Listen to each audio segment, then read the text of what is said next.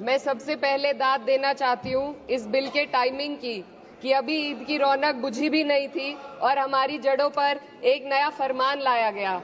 पहले उत्तर प्रदेश में मुसलमानों को नमाज पढ़ने पर रोक लगाई और फिर सौगात में ये बिल लाया गया। निसार में तेरी गलियों पे है वतन, जहाँ चली है रिवाजो गैर कि कोई ना सर उठाकर चल सके।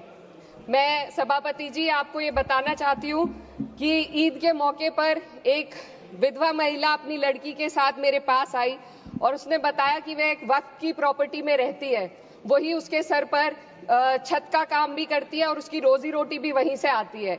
वो इस बिल को लेकर इतनी फिक्रमंद थी कि कहीं उससे वो उसकी संपत्ति ना छीन ली जाए। वो अकेली एक ऐसी महिला नहीं है, ऐसे लाखों लोग हैं जो वक्फ की गरीब महिलाएं जो वक्फ की संपत्ति से अपना रोजगार चला रहे हैं।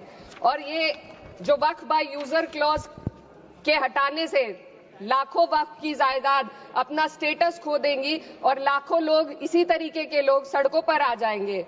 वक्फ क्या है? वक्फ बाय यूजर क्या है? इसका ये मतलब है कि कोई जायदाद अगर सालों से दीन और भलाई के कामों के लिए इस्तेमाल हो रही हो तो वो खुद ब खुद वक्फ मानी जाएगी।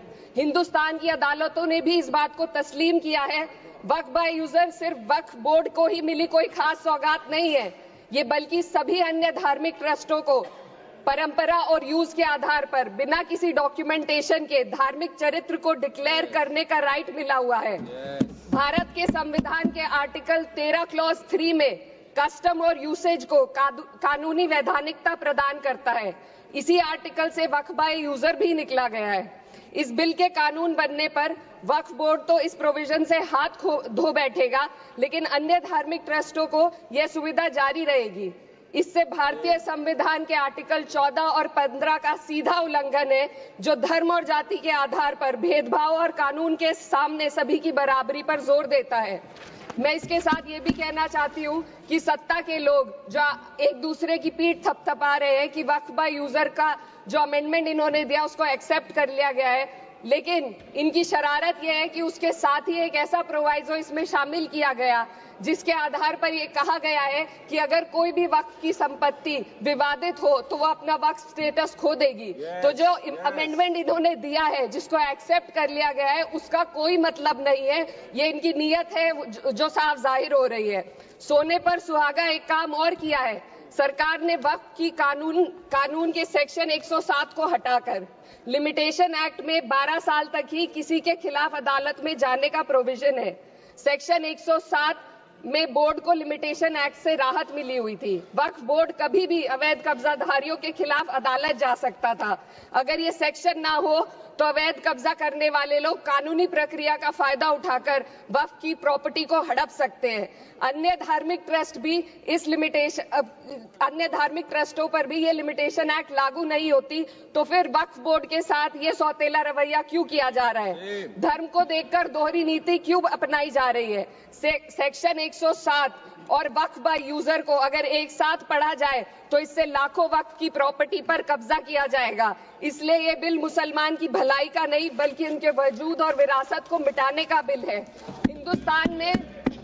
हिंदुस्तान में बहुत सारे धार्मिक ट्रस्ट हैं जिसमें उस खास मजहब के लोग शामिल होते हैं और उसका इंतजाम करते हैं। और ये बात समझ में आने वाली भी है, क्योंकि जो व्यक्ति अपने मजहब के रीति रिवाज को जितना अच्छे से समझ सकता है, किसी अन्य मजहब का व्यक्ति नहीं समझ सकता।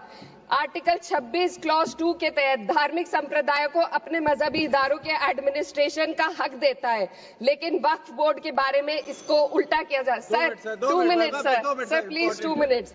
सरकार इसे एक सेक्युलर बॉडी मान रही है और इसमें गैर मुस्लिमों को शामिल करने की बात कह रही है। आपके मुंह से सेक्युलरिज्म की बात सुनकर अच्छा लगा, लेकिन अगले ही पल ये भ्रम टूट जाता है, क्योंकि आपको सिर्फ दान देने के लिए प्रैक्टिसिंग मुस्लिम का आपने क्लॉज डाला है, लेकिन बोर्ड में बैठने के लिए मुस्लिम होने की कोई आपकी क्लॉज नहीं है। तो इससे आपकी जो दोहरी नीति है वो साफ जाहिर होती है। ये वही सरकार है जिसने राम जन्मभूमि ट्रस्ट में ये लिख दिया कि जिला अधिकारी भी अगर होगा तो हिंदू होना चाहिए। कोई मुझे बताए कि वहां पर सेक्युलरिज्म का रस क्यों नहीं घोला गया? सर आखिर में मैं अपनी बात को खत्म करने से पहले महिलाओं का मुद्दा बार बार उठाया जा रहा है। सरकार का कहना है कि बोर्ड में मुस्लिम महिलाओं को रिप्रेजेंटेशन देंगे। इस कानून से पहले भी मुस्लिम महिलाएं बोर्ड में मेंबर रह चुकी हैं। और मिनिमम 2 का प्रोविजन था, उससे ज्यादा भी हो सकती थी। सर, मैं ये कहना चाहती हूँ कि सरकार ने महिलाओं के लिए ऐसा कौन सा नया काम किया जिसका ढिंडोरा सरकार का हर सदस्य पीट रहा है। इस बात की तायीद अगर आपकी तरफ से कोई मुस्लिम महिला करती तो आप उसका यकीन भी करते, लेकिन अफसोस आपकी इतनी लंबी कतार में एक भी मुस्लिम महिला नजर नहीं आती है। सर, मैं खुद एक मुस्लिम महिला हूँ, मैं सिर्फ मैं माइनॉरिटी महिला हूँ। इस सदन में हम सिर्फ 2 महिलाएं हैं और उस नाते से मैं ये बात कहना चाहती हूँ कि इस बिल के माध्यम से मुस्लिम महिलाओं को कुछ नहीं मिल रहा है। ये हमें कुछ नहीं देना चाहते, सिर्फ टोकनिज्म हमारे नाम पर बनाकर एक नैरेटिव मीडिया में चलाना चाहते हैं। तो ये बिल मुसलमान की भलाई का नहीं, उनकी पहचान को मिटाने का है। सर, अंत में मैं बस यही कहना चाहती हूँ कि कागजों की कैद में बस नाम रह जाएंगे, वो जो हमारे थे सिर्फ दावे में रह जाएंगे। इस बिल के द्वारा मीठी ईद के जायके को कड़वा करना, यही असली सौगाते मोदी था। बहुत बहुत